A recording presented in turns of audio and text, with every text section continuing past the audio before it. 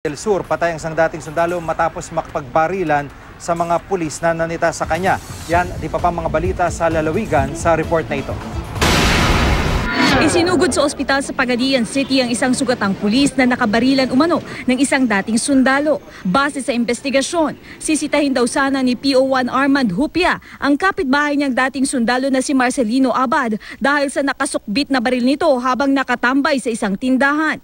Pero bago pa man makalapit si Hupia, binunot na raw ni Abad ang kanyang baril at pinaputukan ang pulis. Nakaganti si Hupia at napuruhan si Abad. Dead on the spot ang dating sundalo, habang sugatan naman ang pulis. Ayon sa mga otoridad, dati nang may alitan ng dalawa dahil sa isinampang kasong direct assault ni Hupia laban kay Abad kamakailan. Dumanas ng matinding trauma ang 26 na taong gulang na guro sa Bayambang, Pangasinan matapos umano siyang tangkang halayin sa loob ng isang sementeryo.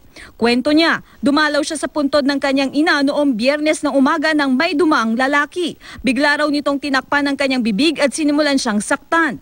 Nakatakas ang biktima palabas ng sementeryo at nakahingi ng saklolo. Inilabas na ng Bayambang PNP ang artist sketch ng sospek base na rin sa paglalarawan ng biktima. Tinutugis na ng mga otoridad ang sospek.